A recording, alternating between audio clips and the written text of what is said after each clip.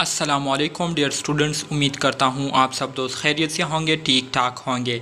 Dear students, आज के इस वीडियो में हम BSN 6 सेमेस्टर के सब्जेक्ट मेंटल हेल्थ नर्सिंग के यूनिट नंबर 2 के सेक्शन ए जो कि हमारे साथ थेरेप्यूटिक कम्युनिकेशन है, इसके आज हम पार्ट 2 को डिस्कस करेंगे और इसको समझने की कोशिश करेंगे। टॉपिक को स्टार्ट करने से पहले तमाम दोस्तों से गुजारिश है कि चैनल को सब्सक्राइब करें और बेल आइकन को दबाएं ताकि नए वीडियोस की नोटिफिकेशन आप सब दोस्तों को टाइम पर मिल सके। तो डियर स्टूडेंट्स, आज का लेक्चर जो है हम स्टार्ट करेंगे टाइप्स ऑफ कम्युनिकेशन से। हम आज बात करेंगे कम्युनिकेशन के डिफरेंट टाइप्स पर जो कि बहुत ही ज़्यादा इम्पोर्टेंट है उसको समझना। स्टार्ट करते हैं वर्बल कम्युनिकेशन से। वर्बल कम्युनिकेशन ये असल में हमारे साथ कम्युनिकेशन की एक किस्म है जिसमें हम जो कम्युनिकेशन करते हैं लोगों के साथ तो वो थ्रू वर्ड्स करते हैं, थ्रू बाय स्पीकिंग करते हैं, ठीक है। तो इसको कहते हैं verbal communication. Verbal communication takes place when the message is spoken. जब हम किसी से बातचीत कर रहे होते हैं तो इस किस्म के बातचीत को क्या कहते हैं? वर्बल कम्युनिकेशन कहते हैं। One must keep in mind that unless the word having meanings and unless the sender and the receiver apply the same meaning to the spoken words, verbal communication may be misunderstood। कहते हैं कि verbal communication को करते हुए ये एक बात जो है अपने माइंड में ज़रूर याद रखनी चाहिए कि जब तक जो है हम क्या करते हैं, अपने अल्फाज को जो है पूरे मीनिंग के साथ अदा करते हैं और जब तक रिसीवर और जो सेंडर होता है वो दोनों जो है उन अल्फाज को बआसानी समझते हो और जो स्पीकर बोल रहा होता है बिल्कुल उसी वर्ड्स की जो मीनिंग है वो रिसीवर उसको अंडरस्टैंड कर पा रहा हो, तो उस वक्त तक किसी किस्म की मिसअंडरस्टैंडिंग जो है बातचीत के दौरान पैदा नहीं हो सकती।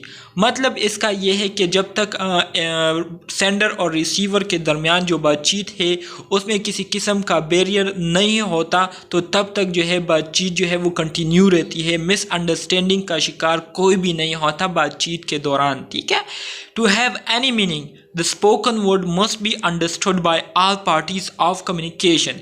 इसी तरह से वर्बल कम्युनिकेशन के लिए एक रूल ये भी है कि चाहे अल्फाज का कोई भी मतलब क्यों ना हो, उस कम्युनिकेशन के दौरान जितने भी लोग होते हैं वहाँ पर तो उन सब लोगों को इन कम्युनिकेशन मतलब जो बातचीत जारी होती है तो उसको समझना बहुत ज़्यादा ज़रूरी होता है। वर्बल कम्युनिकेशन के हमारे साथ 5 क्वालिटीज़ है जिसको हम 5 C's के नाम से जानते हैं, ठीक है।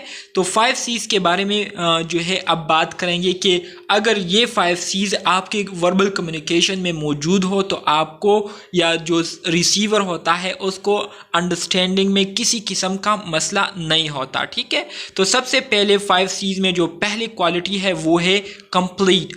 मतलब इसका यह है कि आप जो भी बात अपने क्लाइंट से कर रहे हैं तो आप अपने बात को जो है उसको मुकम्मल करें और मुकम्मल अंदाज में उनको जो है पेश करें ताकि वो आपकी बात का जो है पूरा मतलब जो है वो निकाल सके। The message must be complete with all the necessary information given. मतलब हम जितनी भी इंफॉर्मेशन अपने क्लाइंट्स को दे रहे हैं तो उन इंफॉर्मेशन का मुकम्मल होना बहुत ज़रूरी है, क्योंकि अगर हम उस इंफॉर्मेशन को मुकम्मली डिलीवर नहीं करेंगे तो फिर हमारे जो क्लाइंट है या हमारे जो रिसीवर होंगे वो मिसअंडरस्टैंडिंग का शिकार होंगे, ठीक है। The medical assistant cannot expect the patient to be complained if the instructions are not given and understood। Message को मुकम्मल देना इसलिए ज़रूरी है क्योंकि अगर बातचीत के दौरान, कम्युनिकेशन के दौरान अगर हमारा क्लाइंट जो है वो किसी बात को अंडरस्टैंड नहीं कर लेता तो नर्स असिस्टेंट जो है ये एक्सपेक्ट नहीं करता अपने क्लाइंट से कि वो फिर क्या करे, कंप्लेंट करे या वो बताए कि काइंडली मुझे मज़ीद जो है इंफॉर्मेशन चाहिए ताकि मैं आपकी बात को समझ सकूं। तो इसलिए जब भी हम बात करते हैं हेल्थ केयर को जो है ये बात ज़रूर अपनी जहन में रखनी चाहिए कि वो एक बेहतर अंदाज में अपनी जो बात है पूरी करके अपने क्लाइंट्स को बताए ताकि उनको पूरी तरीके से उस बात की समझ आ जाए और किसी किस्म की मिसअंडरस्टैंडिंग का शिकार ना हो हमारा क्लाइंट। इसके बाद जो दूसरी क्वालिटी है वर्बल कम्युनिकेशन की वो है clearness. The information given in the message must also be clear. मतलब ये है इसका कि हम जो इन्फॉर्मेशन अपने क्लाइंट्स को मैसेजेस में दे रहे होते हैं, अपने क्लाइंट्स के साथ बातचीत के दौरान उसके साथ शेयर कर रहे होते हैं, तो हमारे जो अल्फाज है उसको वाज़े होना चाहिए, मतलब उसको मिक्स नहीं होना चाहिए, कुल कर जो है बात करनी चाहिए, ताकि उनको जो है हर बात की जो है बिल्कुल मुकम्मल तौर पर समझ आ जाए। तो इसको कहते हैं क्लियरनेस, ठीक है। इसके बाद हमारे साथ जो तीसरी क्वालिटी है उसको कॉन्साइज कहते हैं। कॉन्साइज से मुराद ये है कि a concise message is one that does not include unnecessary information। मतलब ये है कि कॉन्साइज मैसेजेस हमारे साथ वो होते हैं जिसमें हमारे साथ गैर ज़रूरी इंफॉर्मेशन नहीं होता, बल्कि जिस इंफॉर्मेशन की हमें ज़रूरत होती है उसको हम क्या करते हैं, अपने मैसेज के ज़रिए डिलीवर करते हैं। मतलब टू द पॉइंट बात करते हैं और पॉइंट से हटकर इधर उधर बात नहीं करते, तो इसको कहते हैं concise message. It should be brief and to the point, avoid technical term that may not be understood by the patient. और इसी तरह से जब भी हम बातचीत कर रहे होते हैं अपने पेशेंट के साथ, तो ऐसे टेक्निकल टर्म्स को यूज़ करने से अवॉइड करें जिसको क्लाइंट के लिए समझना मुश्किल होता हो, ठीक है। तो हमने जो है आसान अल्फाज को जो है उसको यूज़ करने हैं, ऐसे अल्फाज को इस्तेमाल करना है जिसको जो है हमारा क्लाइंट बआसानी से समझ सकता हो। तो ऐसे मैसेजेस फिर हमारे साथ कॉन्साइज मैसेजेस कहलाते हैं। जो फोर्थ क्वालिटी है वर्बल कम्युनिकेशन की, उसको क्या कहते हैं, कॉर्टियस कहते हैं। Courtesy is important in all aspect of communication. It only takes a moment to acknowledge a patient with a smile और बाय नेम।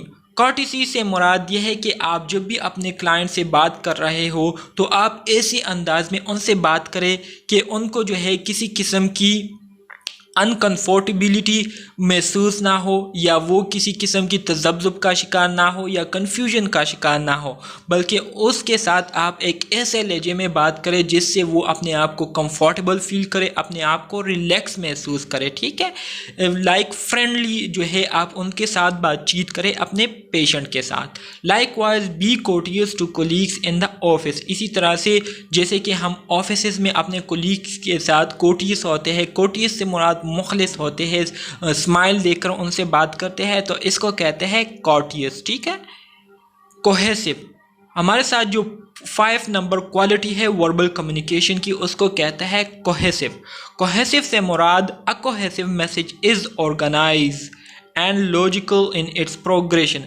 हमारे साथ जितने भी कोहेसिव मैसेजेस होते हैं, या हम जो भी बात अपने पेशेंट से करते हैं, तो उस बात को जो है एक प्रॉपर तरीके में डिलीवर करना चाहिए। उसको जो है हमने सबसे पहले क्या करना चाहिए, एक प्रॉपर तरीके में उसको ऑर्गेनाइज करना चाहिए। मतलब सब चीज़ों को देखकर अल्फाज का चुनाव करके वाज़े अल्फाज को यूज़ करके अपने क्लाइंट्स को बताना चाहिए। इससे क्या होगा, इससे हमारा जो क्लाइंट है वो आसानी से हमारी बात को समझ सकेगा। इसके साथ साथ it does not ramble not jump from one subject to another. इसके साथ साथ जब हम कोहेसिव बात करते हैं तो कोहेसिव बातचीत के दौरान फिर हम इधर उधर जो है नहीं जंप करते, बल्कि एक ही सब्जेक्ट को हम कंटिन्यूसली क्या कर रहे होते हैं, उसको डिस्कस कर रहे होते हैं। The patient should be able to follow the message easily. और इसी तरह से जब हम कोहेसिव फॉर्म में बातचीत करेंगे अपने पेशेंट्स के साथ, तो वो आसानी से हमारे बात को समझ सकेंगे, ठीक है। The medical assistant should always allow time to summarize detail messages and use responding skills to verify that the patient fully understand the message. इसी तरह से मेडिकल असिस्टेंट्स को ऐसा करना चाहिए कि जब भी वो अपने क्लाइंट के साथ बात कर रहा हो, तो बात करने के दौरान उसने जितनी भी इंफॉर्मेशन को कलेक्ट किया हुआ हो, तो उस इंफॉर्मेशन को वो मेडिकल असिस्टेंट जो है उसको समराइज़ करे। और इसके साथ साथ जब वो अपने क्लाइंट की बात सुन रहा हो, तो सुनने के दौरान उसको जो है रिस्पॉन्डिंग स्किल्स के ज़रिए उनको रिस्पॉन्स दे, ताकि क्लाइंट को जो है वो पता चले कि हाँ मेरी बात को जो है वो सुनी जा रही है और अंडरस्टैंड की जा रही है, ठीक है।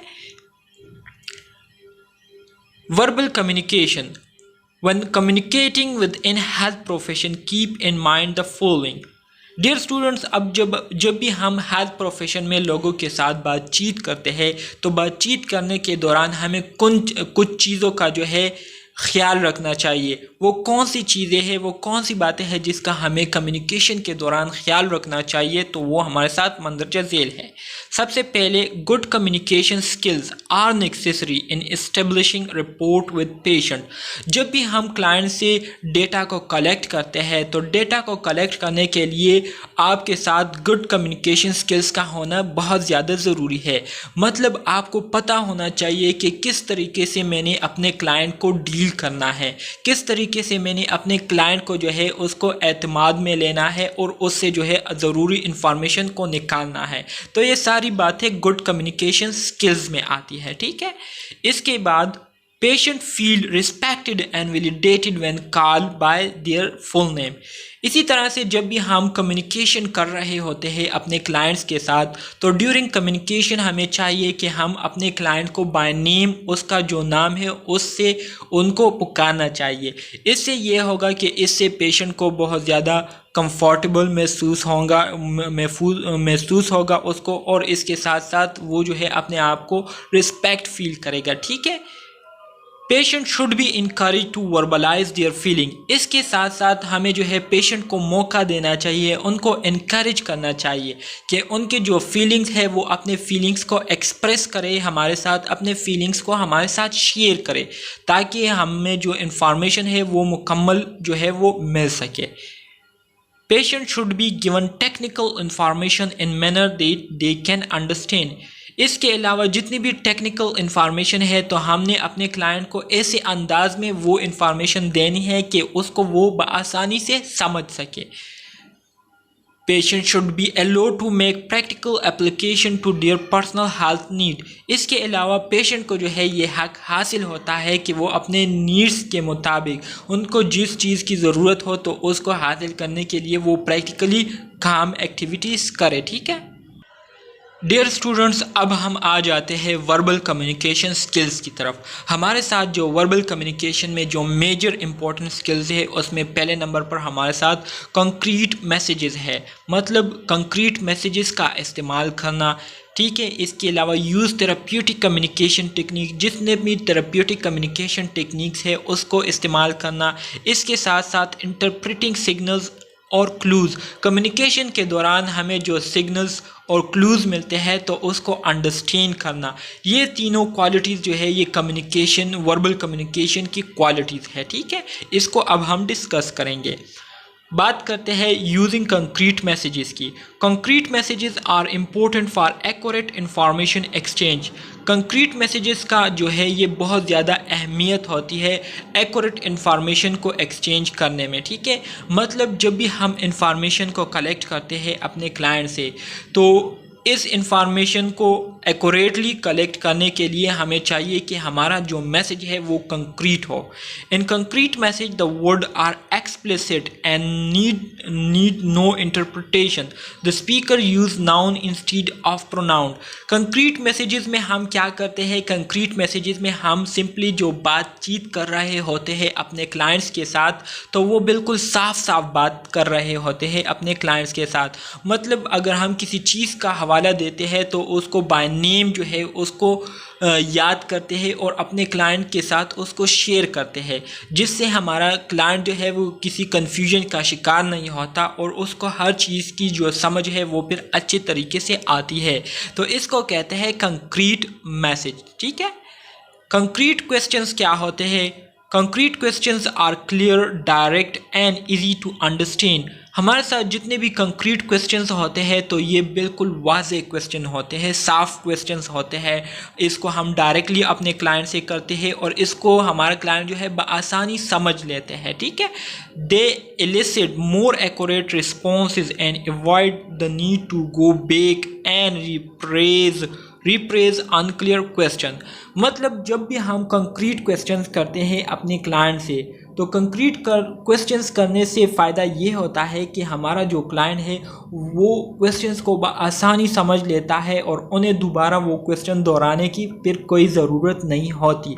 विच interpret the flow of a therapeutic interaction, जिसकी वजह से कंक्रीट क्वेश्चंस की वजह से हमारी जो कम्युनिकेशन होती है थेरेप्यूटिक, तो उस पर बहुत ज़्यादा असर पड़ता है और आसानी से नर्स क्लाइंट के दरमियान जो इंटरेक्शन है वो हो जाती है।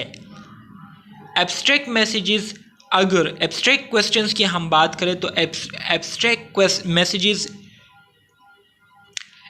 क्वेश्चंस की अगर हम बात करें तो abstract messages in contrast are unclear pattern, ठीक है। ये हमारे साथ अनक्लियर पैटर्न ऑफ वर्ड्स होता है। इसमें हम जो बात कर रहे होते हैं तो वो वाज़ेह नहीं होती, बल्कि वो थोड़ी सी छुपी हुई होती है। उसको समझने के लिए हमें थोड़ा सोच विचार करना पड़ता है। That often contain figures of speech that are difficult to interpret, इसमें हमारे साथ ऐसे अल्फाज पाए जाते हैं जिसको समझने के लिए हमें थोड़ा सा सोचना पड़ता है, ठीक है। They require the listener to interpret what the speaker is asking। जब भी हम एब्स्ट्रैक्ट क्वेश्चंस अपने क्लाइंट से करते हैं तो एब्स्ट्रैक्ट क्वेश्चंस के दौरान फिर हमारे क्लाइंट्स को जो है वो कंसंट्रेशन के साथ बात को सुननी पड़ती है और कंसंट्रेशन के साथ उस बात को समझने की कोशिश करनी पड़ती है, ठीक है। Therapeutic communication skills. Dear students, अब थेरेप्यूटिक कम्युनिकेशन स्किल्स के बारे में आपको यहाँ पर बताया जा रहा है कि कौन कौन से स्किल्स आते हैं थेरेप्यूटिक कम्युनिकेशन में। तो सबसे पहले जो है एक्सेप्टिंग करना। आपका क्लाइंट जो आपको कह रहा है आपने उसको एक्सेप्ट करना है, उसको जो है मानना है कि हाँ ये जो कह रहा है ठीक कह रहा है। और इसके साथ साथ जो है आपने जो है क्लाइंट को इस तरह से रिस्पॉन्स देना है कि उसको लगे कि हाँ ये बंदा जो है मेरी बात को सुन रहा है और इसको जो है एक्सेप्ट कर रहा है। इसके साथ साथ ब्रॉड ओपनिंग से मुराद ये है कि आप उनकी बात को जो है थोड़ा वाज़े करने की कोशिश करते हैं, उनकी बात को जो है कंटिन्यू रखते हुए उनसे पूछते हैं कि अच्छा आपको ऐसा होता है तो इसके साथ फिर और क्या क्या आपके साथ होता है। मतलब उनकी बात को सपोर्ट करते हुए मज़ीद उस बात की एक्सप्लेनेशन उनसे मांगना, इसको कहते हैं ब्रॉड ओपनिंग। कंसेंचुअल वैलिडेशन जो है आपने करनी होगी, ठीक है। इसके साथ साथ इनकरेजिंग कंपैरिजन, आपने जो है चीज़ों को जो है कंपेयर करना होता है उसको, ठीक है। उसके साथ जो है आपने डिफरेंट चीज़ों को कंपेयर करना होता है जिससे आपको अंडरस्टैंडिंग में क्या होता है बहुत ज़्यादा आसानी होती है। इनकरेजिंग डिस्क्रिप्शन ऑफ परसेप्शन, मतलब वो क्या सोच रहा है, उसकी क्या फीलिंग्स है, उसके बारे में उसको इनकरेज करना कि वो आपके साथ शेयर करे। इनकरेजिंग एक्सप्रेशन, उसके कैसे एक्सप्रेशन है उसके एक्सप्रेशन को जो है आपने अंडरस्टैंड करना है। Exploring, focusing and formulating a plan of action, जब हम ये सारी चीज़ें कर लेते हैं तो इसके बाद हम फिर क्या करते हैं, उसके लिए हम एक नर्सिंग केयर प्लान बनाते हैं जिसके ज़रिए फिर हम उसकी क्या करते हैं ट्रीटमेंट करते हैं, डायग्नोसिस करते हैं। इसके अलावा जर्नल लीडिंग करना, गिविंग इंफॉर्मेशन उसको देना कुछ चीज़ों के बारे में, गिविंग रिकॉग्निशन, ठीक है। मेकिंग ऑब्जर्वेशन करना, उसको ऑब्जर्व करना। ऑफरिंग सेल्फ, अपने बारे में उसको कुछ बातें करना जिसकी वजह से वो अपने आप को जो है एज अ फ्रेंड महसूस करे, एज अ कंफर्टेबल फील करे।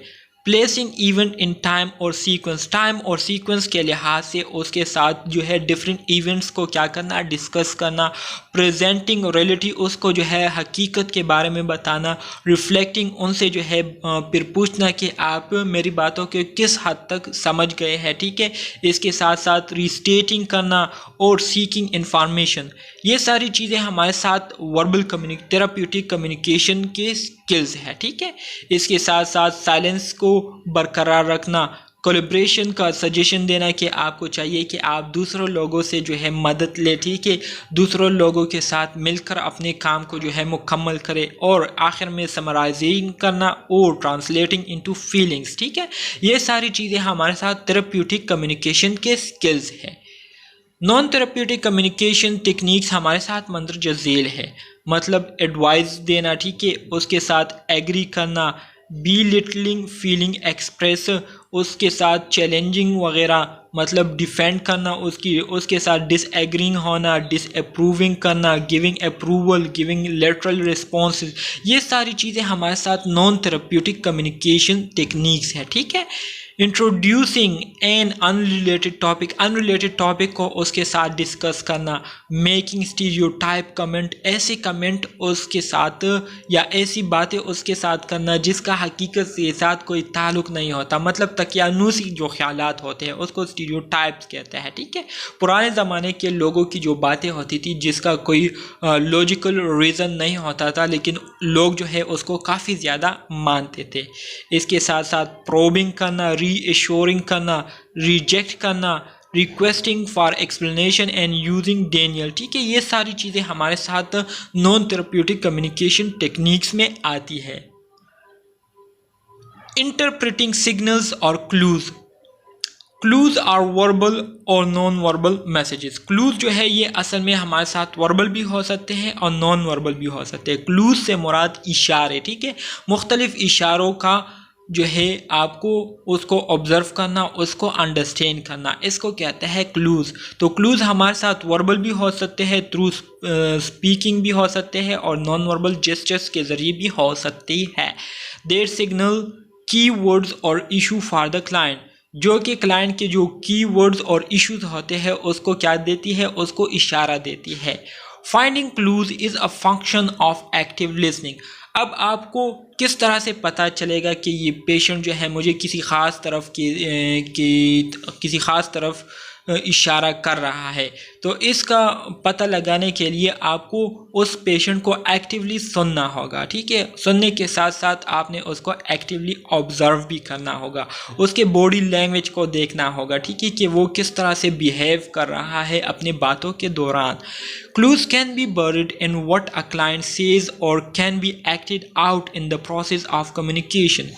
Clues जो है ये क्लाइंट के बातों में भी छुपा हुआ होता है। ठीक है। मतलब जो हमारा क्लाइंट जब हमसे बातचीत कर रहा होता है तो इस दौरान वो जो है क्लूज़ को रिप्रेजेंट करता है, उनकी बातों में जो है डिफरेंट इशारे जो है वो छुपे हुए होते हैं। तो अगर हम उन बातों को गौर से सुनेंगे तो हमें ये क्लूज़ जो है बहुत आसानी से जो है इसका पता चल जाता है। और इसके अलावा क्लूज़ जो है ये हमें क्या हो सकते हैं, ज़ाहिरी तौर पर भी मिल सकते हैं। जब क्लाइंट हमारे साथ बातचीत कर रहा होता है तो उसके जो बॉडी पोस्चर्स है उसको ऑब्जर्व करते हुए हमें क्लूज़ का पता चल सकता है। Overt clues are clear statement of intended. Overt clues, overt से मुराद वाज़े जो क्लू होते हैं तो उसको ओवर्ट क्लूज़ कहते हैं। ओवर्ट क्लूज़ ये क्लियर स्टेटमेंट होते हैं, साफ स्टेटमेंट होते हैं, साफ बातें होती है। ठीक है। पेशेंट की, जैसे कि आई वॉन्ट टू डाई, मैं मरना चाहता हूँ। तो इस मैसेज में क्या क्लू दिया गया है नर्स को, तो इस मैसेज में जो है क्लाइंट ने नर्स को ये क्लू दिया हुआ है कि मैं मरना चाहता हूँ, मतलब मेरी कोई उम्मीद अब बाकी नहीं है।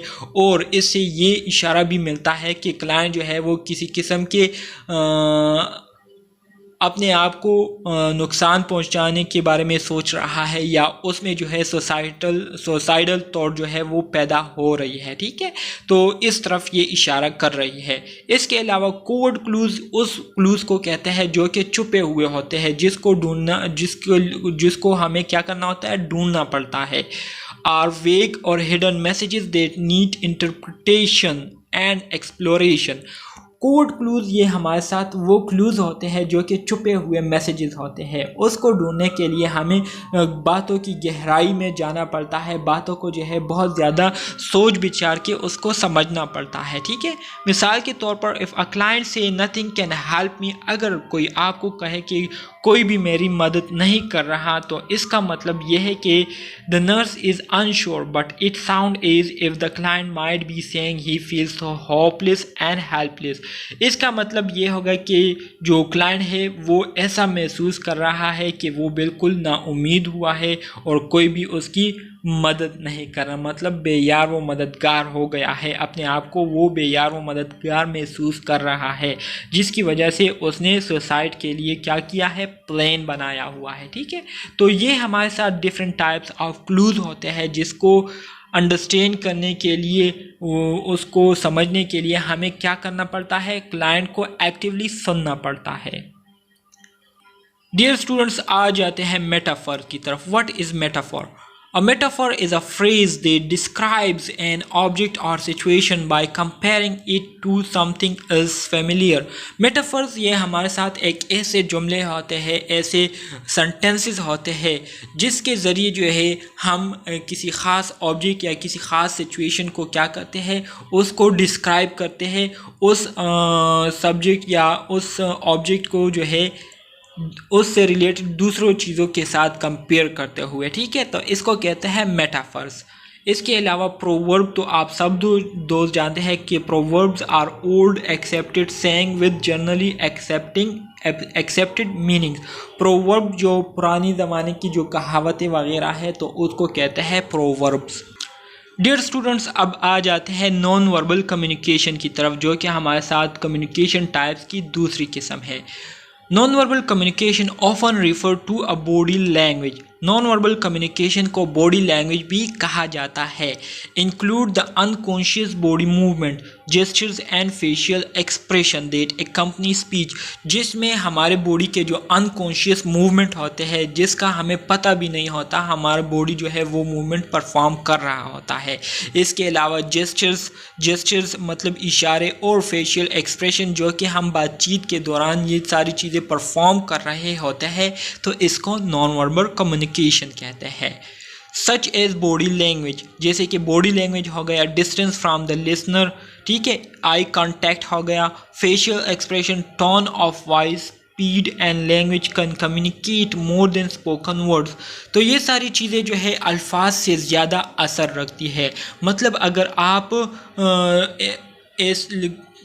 मतलब अगर आप लोगों से एक ऐसे अंदाज में बात कर रहे हो जो कि नाकाबिले बर्दाश्त हो, तो लोगों को पता चल जाता है कि इस बंदे की फीलिंग्स अब कैसी है, ये किस तरह से सोच रहा है, ये क्या करना चाहता है। ठीक है, तो इसको कहते हैं नॉन वर्बल कम्युनिकेशन। मतलब अल्फाज किए बगैर आपके मैसेज को दूसरे जब समझ जाते हैं तो उसको नॉन वर्बल कम्युनिकेशन कहते हैं। Non verbal communication with verbal via, ठीक है। So Knapp and Hall in 2009 listed the way in which non verbal messages accompany with verbal messages. Knapp and Hall इन्होंने 2009 में जो है वर्बल मैसेजेस के साथ जो नॉन वर्बल मैसेजेस हम उसको परफॉर्म करते हैं तो उसके बारे में बताया था। ठीक है, सबसे पहले बात करते हैं एक्सेंट की। एक्सेंट क्या है? यूजिंग फ्लैशिंग आइज़ और हैंड मूवमेंट। मतलब बातचीत के दौरान जब हम अपने आइज़ को फ्लैश कर रहे होते हैं, ब्लिंकिंग कर रहे होते हैं और हाथों को हिलाते हैं, हाथों के ज़रिए जो है बातचीत करते हैं, तो इसको कहते हैं एक्सेंट। कम्प्लीमेंट किसे कहते हैं? Giving, क्विजिकल look, nodding. मतलब आप लोगों को इस अंदाज से देखते हैं जिससे आपका जो है आपकी सोच का पता चलता है कि ये बंदा जो है मुझे अब किस सोच से या किस नज़र से देख रहा है, तो इसको कहते हैं कम्प्लीमेंट, क्विजिकल लुक एंड नोडिंग। ठीक है, मतलब नोडिंग से मुराद लोगों को ताड़ना, ठीक है, ताड़ कर आंखों से देखना, तो इसको कहते हैं नोडिंग। कंट्राडिक्ट से मुराद rolling eyes to demonstrate that the meaning is the opposite of what one is saying. मतलब मैं आपसे एक बात कर रहा हूँ, ठीक है, तो आप उस बात का जो मीनिंग है वो आप उसको दूसरी तरफ जो है उसको अंडरस्टैंड कर रहे हैं। मतलब आप जो है मेरे अल्फाज का जो एक्चुअल मीनिंग है उसको अंडरस्टैंड नहीं कर पा रहे, लेकिन उसकी बनिस्बत आप दूसरी मीनिंग उससे ले रहे हैं। तो इससे मैं क्या करूँगा, इसके रिस्पॉन्स में मैं फिर आपसे आइज़ जो है वो फेरूँगा, इधर उधर फेरूँगा और ये जाहिर करने की कोशिश करूँगा कि आप मेरी बात को जो है सही तरीके से नहीं समझ सके। Regulate, taking a deep breath to demonstrate readiness to speak, using and to signal the wish to continue speaking. Regulate ये हमारे साथ एक ऐसा मेथड होता है जिसमें जो स्पीकर या लिसनर होता है वो क्या करता है, वो डीप ब्रीथ लेता है ये जाहिर करने के लिए कि अच्छा आप जो है अपनी बात को कंटिन्यू रखें, मैं आपकी बात को सुन रहा हूँ। ठीक है, रिपीट से मुराद using non verbal behaviour to augment the verbal messages such as shrugging after saying who knows. ठीक है, मतलब इसका ये है कि जब आप बातचीत कर रहे होते हैं दूसरे लोगों के साथ, तो बातचीत के दौरान अगर कोई जो है अपने शोल्डर को श्रग ऑफ करता है और आपको कहता है कि मुझे इसके बारे में तो पता नहीं है, तो इसका मतलब ये है कि वो चाहता है कि आप इस बात को जो है मज़ीद एक्सप्लेन करें, इसको मज़ीद जो है कंटिन्यू करें। Substitute using culturally determined body movement that stand in for words such as pumping the arm up and down with a closed face to indicate success। मिसाल के तौर पर जैसे कि आप सब दोस्त अक्सर ये मूवमेंट जो है करते होंगे कि जब आप कोई गोल को अचीव करते हैं या कोई काम को कंप्लीट करते हैं, तो उसकी खुशी में आप क्या करते हैं, अपने एक हाथ के फिस्ट को क्या करते हैं, मुट्ठी को बंद कर लेते हैं और कहते हैं कि यस मैंने कर दिखाया। ठीक है, तो इसको कहते हैं सब्स्टिट्यूट। ऐसे मूवमेंट को सब्स्टिट्यूट कहते हैं। नॉन वर्बल कम्युनिकेशन स्किल्स के अगले टॉपिक की तरफ आते हैं, जिसमें हमारे साथ फेशियल एक्सप्रेशन है। This is consider as one of the most important and observe non verbal communication. Facial expression को जो है इसको नॉन वर्बल कम्युनिकेशन का एक मोस्ट इम्पोर्टेंट और ऑब्जर्वेबल कम्युनिकेशन स्किल कहते हैं। ईच फेस और aspect of anatomy of the face send a non verbal message. मतलब हर फेस और फेस का हर एनाटमी एस्पेक्ट को अगर हम उसको देखें तो ये जो है हमें क्या देती है, मैसेजेस देती है। Often expression of joy, happiness और sorrow and grief are reflected through the eyes। इसी तरह से अगर कोई शख्स खुश है तो उसकी खुशी का भी उनके आंखों से पता चलता है। ठीक है, इसके अगर गम में मुब्तला है तो गम का भी उनके आंखों से पता चल जाता है। The anatomy of the eyes does not change but the movement of the surrounding structure of the eyes enhances or magnifies the message being communicated। आप सब दोस्तों को पता है कि आइज़ की जो एनाटमी है वो चेंज नहीं होती, उसमें तब्दीली नहीं आती, लेकिन आइज़ के इर्द गिर्द सराउंडिंग जो स्ट्रक्चर होते हैं तो उसमें बहुत ज़्यादा जो है उसमें तब्दीलियाँ होती रहती है, और इससे जो है बंदे की जो मैसेजेस है, बंदे की जो फीलिंग्स है उसका पता चलता है। Cultural influence effect customs and different form of facial expression. इसके अलावा कल्चर जो है ये बहुत ज़्यादा इफ़ेक्ट करता है लोगों के तौर तरीक़ों को और उनके जो फेशियल एक्सप्रेशन है उसको। ठीक है, फेशियल एक्सप्रेशन के हमारे साथ मुख्तलिफ़ अक़साम है, जिसमें एक हमारे साथ एक्सप्रेसिव फेस होता है, दूसरा हमारे साथ इम्प्रेसिव फेस होता है और तीसरा हमारे साथ कंफ्यूजिंग फेस होता है। एक्सप्रेसिव फेस की अगर हम बात करें तो एक्सप्रेसिव फेस में बहुत आसानी से हम लोगों की जो फीलिंग्स है, लोगों की जो सोच है उसको अंडरस्टैंड कर लेते हैं। जैसे कि अगर आप इस डायग्राम में देखें तो इस डायग्राम में जो है आपको एक ही लड़की के डिफरेंट एक्सप्रेशन आपको दिखाए गए हैं, और इससे जो है आपको ख़ुद भी अंदाज़ा हो जाएगा कि जो लड़की है इसके एक्सप्रेशन के ज़रिए हमें कैसा जो है क्या पता चल रहा है कि ये लड़की जो है किस कंडीशन में है। ठीक है, अगर हम इस डायग्राम को थोड़ा सा एक्सप्लेन करने की कोशिश करें तो ये थोड़ा और वाज़े हो जाएगा। ठीक है, अब इस फर्स्ट डायग्राम में अगर आप देखें तो इस फर्स्ट डायग्राम में जो है ऐसे दिखाई दे रहा है कि ये लड़की जो है ये थोड़ा सा कन्फ्यूजन का शिकार है। ठीक है, और ये चाहती है कि और एक्सप्लेन हो जाए।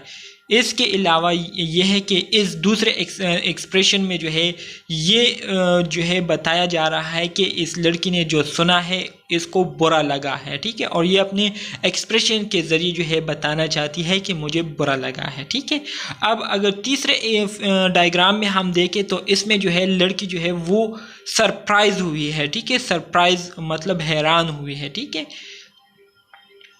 इस चौथे वाले डायग्राम में अगर देखें तो इसमें भी आपको आसानी से दिखाई दे रहा होगा कि लड़की के जो फीलिंग्स है वो जो एक्सप्रेशन है वो हमें क्या बता रही है। ठीक है, तो ये है एक्सप्रेसिव फेस, इसको एक्सप्रेसिव फेस कहते हैं। इम्प्रेसिव फेस ये हमारे साथ वो फेसेस होते हैं जिस पर किसी किस्म के एक्सप्रेशन नहीं होते। ठीक है, एक्सप्रेशन लेस फेस जो होता है उसको इम्प्रेसिव फेस कहते हैं। ठीक है, इसके अलावा जो कंफ्यूजिंग फेस है तो ये तो आप सब दोस्तों को पता है, जब बंदा कंफ्यूज होता है तो उसके फेशियल एक्सप्रेशन इस डायग्राम की तरह हो जाते हैं। ठीक है, नॉन वर्बल कम्युनिकेशन स्किल्स में फिर हमारे साथ आ जाता है बॉडी लैंग्वेज, जिसमें हमारे साथ जेस्चर्स एंड पोस्चर होता है। ठीक है, जेस्चर्स इशारे और पोस्चर मतलब किसी शख्स के बैठने का अंदाज, लेटने का अंदाज और इसके साथ साथ खड़ा होने का अंदाज, इसको पोस्चर कहते हैं। Close body position such as cross leg और arm folded across the chest indicate that the interaction might threaten the listener who is defensive or not accepting। ठीक है, मतलब अगर पेशेंट जो है ऐसा बैठा हुआ है तो इसका मतलब ये है कि ये पेशेंट जो है अपने आप को जो है अनसिक्योर महसूस कर रहा है और इसने अपने आप को डिफेंसिव मूड में जो है रखा हुआ है कि किसी भी वक्त जो है मुझ पर हमला हो सकता है और मैं अपने आप को बचाने के लिए फिर डिफरेंट इक़दाम करूँगा। तो इसको कहते हैं close body posture. Open body position, more accepting position is to sit facing the client with both feet on the floor, knees parallel, hand at the side of the body and legs across, uncross और cross only at the ankle. This open posture demonstrates unconditional positive regards, trusting, caring and acceptance। Dear students, अगर आप ऐसे बैठते हैं या आपके सामने client जो है ऐसा बैठे तो इसका मतलब ये है कि क्लाइंट जो है वो मेंटली तौर पर रिलैक्स है, वो अपने आप को कंफर्टेबल फील करता है, अपने आप को जो है वो केयरिंग फील कर रहा है और उसको जो है आपकी बातें सुनने में इंटरेस्ट है। ठीक है, तो इसको कहते हैं accepting body posture. The nurse indicate interest in and accepting of the client by facing and slightly leaning toward him or her while maintaining a non-threatening eye contact। ठीक है, जब नर्स इस तरह की पोजीशन को देखता है तो नर्स को पता चल जाता है कि ये बंदा जो है, ये पेशेंट जो है मेरी बात को सुनने में इंटरेस्ट ले रहा है और इसी वजह से फिर नर्स जो है फिर उनकी आई के साथ आई कांटेक्ट करता है। ठीक है, hand gestures add meaning to the content, इसी तरह से हैंड्स के ज़रिए, हाथों के ज़रिए जब हम क्या कहते हैं बातचीत करते हैं तो इससे हमारे जो अल्फाज है उसमें थोड़ा और ज़्यादा जो है इजाफा हो जाता है अंडरस्टैंडिंग में। अ slide left of the hand from the arm of a chair can punctuate or strengthen the meaning of the words। ठीक है, Sitting beside or across from the client can put the client at ease। इसी तरह से client के तौर side पर बैठना जो है ये क्लाइंट के लिए आसानी बनाती है। While sitting behind a desk can increase the formality of the sitting and may decrease the client willingness to open up and communicate freely। Dear students, अब हम बात करेंगे नॉन वर्बल कम्युनिकेशन स्किल्स की।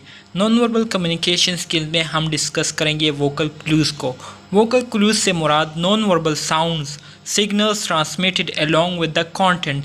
जब हम कम्युनिकेशन करते हैं, ठीक है, आपस में, तो कम्युनिकेशन के दौरान हम एक ऐसे किस्म के, एक ऐसे अंदाज में साउंड को प्रोड्यूस करते हैं जिसका एक ख़ास मतलब होता है या किसी ख़ास चीज़ की तरफ वो इशारा करती है। ठीक है, तो इस किस्म के साउंड्स, नॉन वर्बल साउंड्स को क्या कहते हैं? वोकल क्लूज़ कहते हैं, जिससे एक ख़ास मतलब या किसी ख़ास चीज़ की तरफ इशारा जो है वो हम करते हैं, तो इसको वोकल क्लूज़ कहते हैं। The voice volume, tone, pitch, intensity, emphasis, speed and persist argument the sender message. जिस वॉल्यूम के साथ हम बातचीत करते हैं, जिस टोन में करते हैं, pitch, intensity, emphasis, speed, persist, ये सारी चीज़ें जो है सेंडर के मैसेज को क्या करती है? मीनिंगफुल बनाती है। ठीक है, वॉल्यूम की अगर हम बात करें तो dear students, the loudness of the voice can indicate anger, fear, happiness और डिफनेस। अगर कोई शख्स ऐसा हो कि जो कि बहुत तेज़ आवाज़ से बातचीत कर रहा हो तो इससे हम मंदरजा झेल चीज़ों का अंदाज़ा लगा सकते हैं। हो सकता है कि वो बंदा जो है वो गुस्से का शिकार हो और गुस्से में जो है बहुत तेज़ आवाज़ में बात कर रहा है। इसके अलावा वो खौफ का शिकार हुआ हो, ठीक है, और खौफ की वजह से वो बहुत तेज़ आवाज़ में जो है बातचीत कर रहा है। इसके अलावा हैप्पीनेस में भी वो बहुत तेज़ आवाज़ में बात कर सकता है। और अगर हो सकता है कि अगर वो डिफ हो, मतलब बात को नहीं सुन सकता, बात को बहुत मुश्किल से सुनता हो, तो इस वजह से वो तेज़ आवाज़ में बातचीत करेगा। ठीक है, तो तेज़ आवाज़ में बात करने वाले शख्स में हम इन चीज़ों को देख सकते हैं, ठीक है। मंदरजा झेल चीज़ों में अगर वो किसी चीज़ में मुब्तला हो, मतलब एंगर, फियर, हैप्पीनेस या डेफनेस का शिकार हो, तो वो जो है तेज़ आवाज़ से बात करेगा। इसके अलावा अगर टोन की हम बात करें तो tone can indicate if someone is relax, agitated और बोर। अगर कोई शख्स बोर हो या रिलैक्स फील कर रहा हो या हलचल का शिकार हो, ठीक है, मतलब भड़का हुआ हो, ठीक है, या बहुत ज़्यादा जो है कन्फ्यूजन का शिकार हुआ हो, तो उसके लहजे में जो है बहुत साफ वाज़े दिखाई देगा या आपको महसूस होगा कि इसका ये बंदा जो है ये रिलैक्स है या एजिटेटेड है या बोर है, ठीक है। इसके अलावा pitch varies from shrill and high to low and threatening, ठीक है। Intensity is the power, severity and strength behind the words indicating the importance of message. इसके अलावा इंटेंसिटी ये असल में हमारे साथ वो पावर होती है, वो सिविरिटी होती है। सिविरिटी से मुराद वो शिद्दत होती है, वो स्ट्रेंथ होती है, क़ुव्वत अल्फाज के पीछे, जिससे हमें जो है किसी ख़ास मैसेज की अहमियत के बारे में पता चलता है कि आया ये मैसेज जो है अब अहम है या नहीं। तो ये अल्फाज की इंटेंसिटी से हमें पता चलता है, ठीक है। Emphasis Emphasis refer to the accent on words or phrases that highlight the subject or give insight on the topic। मिसाल के तौर पर हम बातचीत कर रहे हैं और बातचीत के दौरान हम एक ऐसे अंदाज से अल्फाज को अदा कर रहे हैं, तो उन अल्फाज की जो अदायगी है या उन जुमलों की जो अदायगी है, उनसे हम जो है अंदाज़ा लगा सकते हैं कि इस बात का मतलब क्या है या इस टॉपिक का जो बुनियादी मकसद है वो क्या है, ठीक है। मतलब बात की गहराई में हम जान सकते हैं। Speed is the number of word spoken पर मिनट। पर मिनट के लिहाज से जितने अल्फाज को हम अदा करते हैं उसको स्पीड कहते हैं। Pauses mean also contribute to the message, often adding emphasis or feeling। Pauses से मुराद ये है कि बातचीत के दौरान हम बाद औक़ात रुक रुक कर बात करते हैं, तो ये भी इस चीज़ की तरफ इशारा करती है कि आया जो बात हो रही है ये अहमियत के हामिल है या नहीं, ठीक है। The high pitch rapid delivery of message often indicate anxiety। इसके अलावा अगर कोई शख्स जो है वो हाई पिच और मैसेज को बहुत जल्दी से जो है डिलीवर कर रहा है, तो इससे ये अंदाज़ा आप लगा सकते हैं कि ये बंदा जो है ये एंजाइटी में मुब्तला है, ठीक है। The use of extraneous words with long tedious description is called circumstantiality, ठीक है। मतलब इसका यह है कि बाज़ औक़ात आप दोस्तों ने नोट किया होगा कि बाज़ औक़ात जो है लोग ऐसी बातें करते हैं जो कि बेमतलब होती है, ठीक है, जिसकी कोई ज़रूरत नहीं होती उस बात को करने की, लेकिन लोग वो फिर भी कर देते हैं और इसके अलावा उसके साथ वजाहत भी पेश करते हैं, जिसकी वजह से लोग क्या हो जाते हैं, बोरियत का शिकार हो जाते हैं, बोर हो जाते हैं। तो इसको कहते हैं सर्कमस्टेंशियलिटी, ठीक है। सर्कमस्टेंशियलिटी से मुराद बेज़रूरत, बिला ज़रूरत और बेवजह बात करने को क्या कहते हैं, सर्कमस्टेंशियलिटी कहते हैं, जिसकी वजह से लोग बोरियत का शिकार हो जाते हैं, बोर हो जाते हैं, तो इसको सर्कमस्टेंशियलिटी कहते हैं। Circumstantiality can indicate the client is confused about what is important or is spinning an untrue story, ठीक है।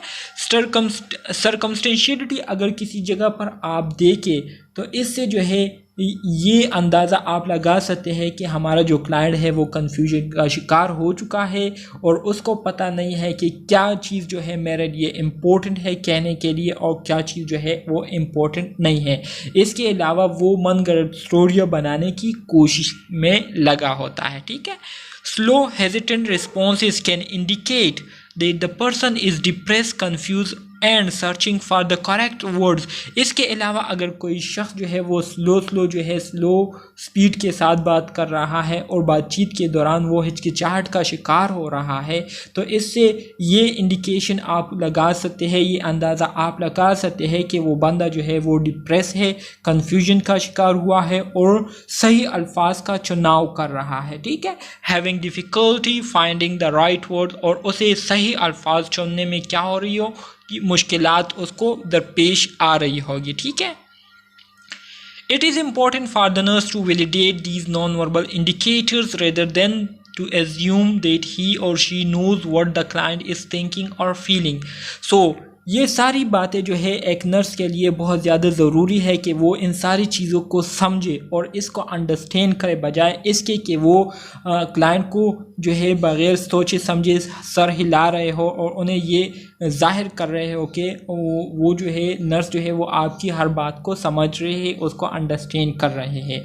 ऐसा नर्स को नहीं करना चाहिए, बल्कि नर्स को करना चाहिए कि वो हर चीज़ को समझे, ठीक है, क्लाइंट की हर इशारे को वो अंडरस्टैंड करे, उससे मतलब को हासिल करे। नॉन वर्बल कम्युनिकेशन में हमारे साथ जो दूसरी स्किल है वो है eye contact. Eye have been called the mirror of the soul. Eye को जो है इसको जो है रूह का आईना जो है करार दिया गया है, because they often reflect our emotion, क्योंकि आई से जो है हमारे इमोशंस का पता चलता है, हमारे जज्बात का पता चलता है, हमारे एहसासात का पता चलता है आई से, ठीक है।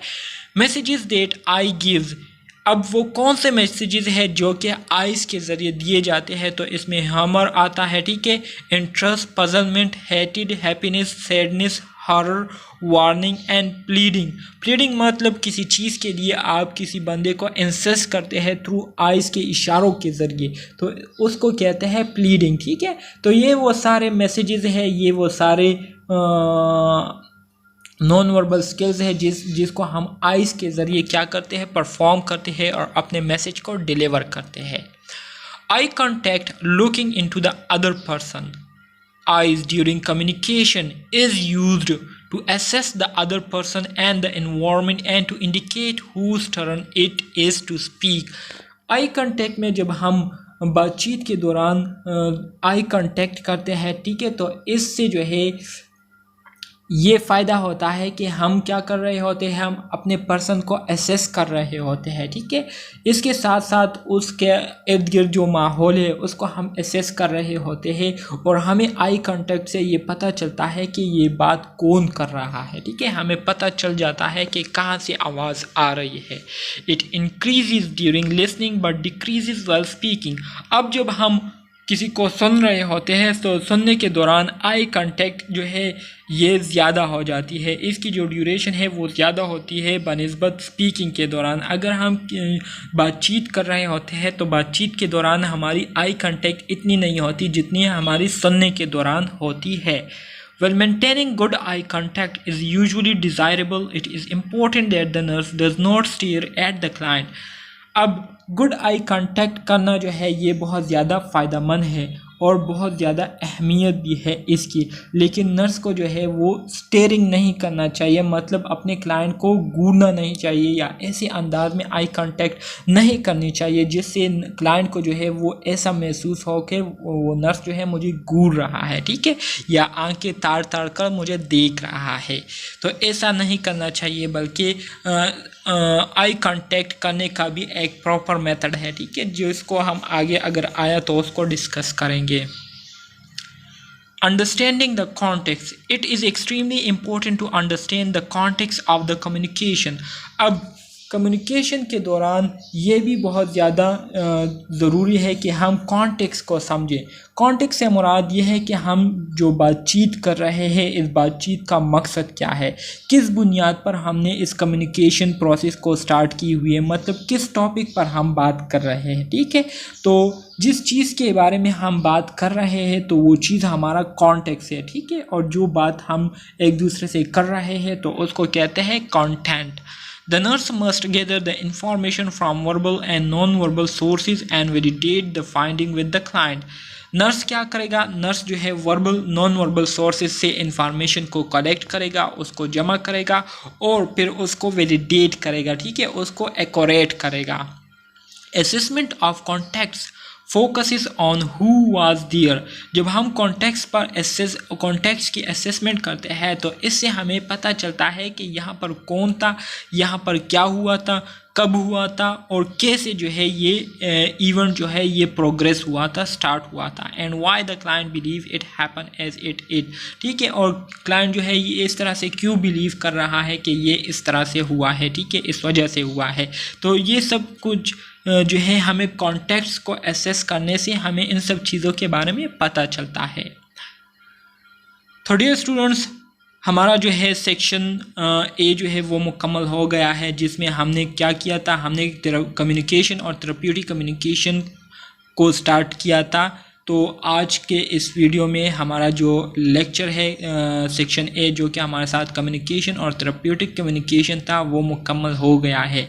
इंशाल्लाह नेक्स्ट लेक्चर में हम सेल्फ अवेयरनेस से स्टार्ट करेंगे, जो कि सेक्शन बी है हमारे साथ टूल ऑफ साइकेट्रिक नर्सिंग का। ठीक है, तो मिलते हैं नेक्स्ट वीडियो में, तब तक के लिए अल्लाह हाफिज़।